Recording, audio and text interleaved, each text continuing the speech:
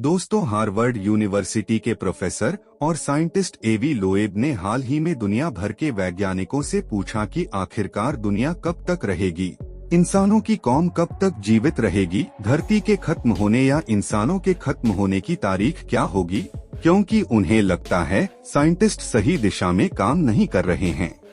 एवी Loeb ने वैज्ञानिकों से अपील की है कि वो जलवायु परिवर्तन को रोकने के लिए काम करें, वैक्सीन बनाएं, सतत ऊर्जा के विकल्प खोजें, सबको खाना मिले इसका तरीका निकालें, अंतरिक्ष में बड़े बेस स्टेशन बनाने की तैयारी कर लें और साथ ही एलियंस से संपर्क करने की कोशिश करें, क्योंकि जिस दिन हम तकनीकी रूप से पूरी तरह मैच्योर हो जाएंगे, उस दिन से इंसानों की पूरी पीढ़ी और धरती नष्ट होने के लिए तैयार हो जाएगी। उस समय यही सारे खोज और तकनीकी विकास ही कुछ इंसानों को बचा पाएंगी। एवी लोएब ने कहा कि जिस तरह से धरती की हालत इंसानों की वजह से खराब हो रही है, उससे लगता है कि इंसान ज्यादा दिन धरती पर रह नहीं पाएंगे।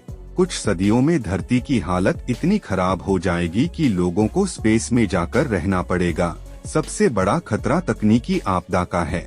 ये तकनीकी आपदा जलवायु परिवर्तन से जुड़ी होगी।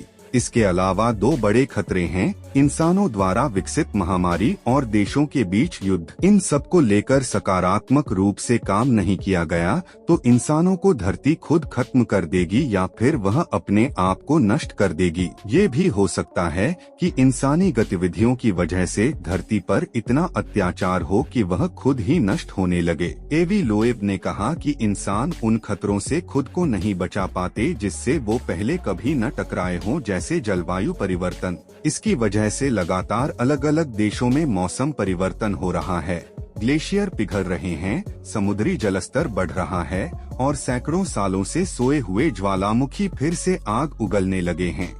जंगल आग से खाक हो रहे हैं। फिजिक्स का साधारण मॉडल कहता है कि हम सब एलिमेंट्री पार्टिकल्स यानी मूल तत्वों से बने हैं।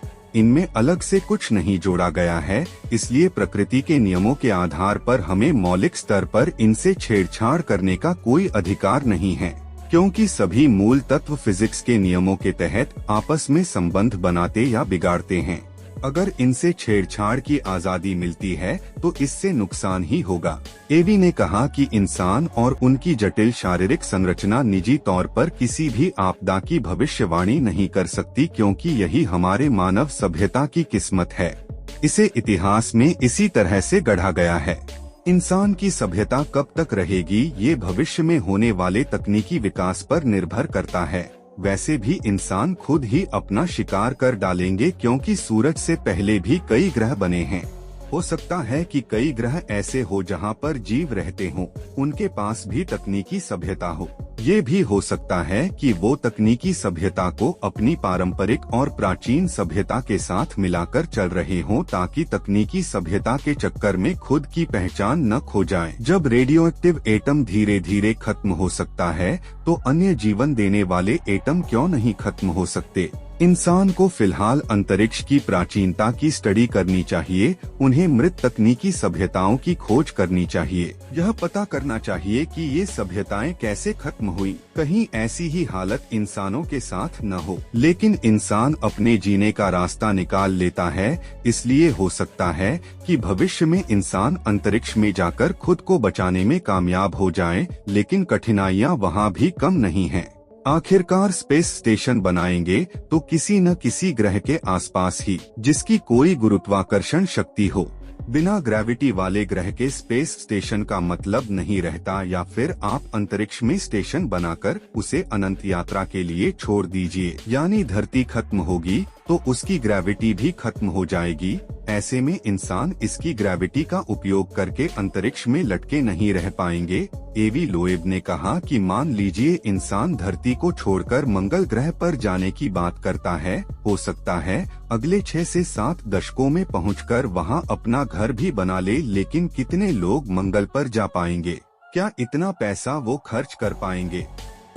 अगर कर भी लिया तो मंगल तक जाने के दौरान कॉस्मिक किरणों, ऊर्जावान सौर कणों, अल्ट्रावायलेट किरणों, सांस लेने लायक वायुमंडल की कमी और कम गुरुत्वाकर्षण इंसानों को ज्यादा दिन जीने नहीं देगी। मान लेते हैं इन दिक्कतों का सामना करके कुछ इंसान मंगल पर रहने भी लगे तो उन्हें फिर से अपनी दुनिया बसाने और धरती से और लोगों को ले जाने में कई दशक और लग जाएंगे।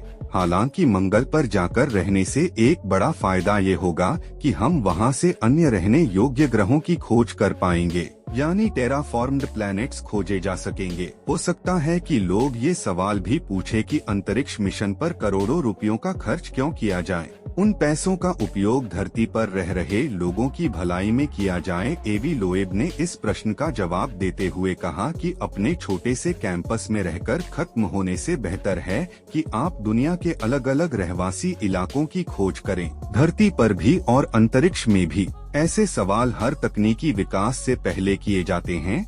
चांद पर इंसान पहुंचा, लेकिन उससे पहले सवाल उठा था कि ये संभव नहीं है, कैसे करेंगे, लेकिन किया। इंसान चाहे तो खुद को धरती को बचाने के तरीके निकाल सकता है।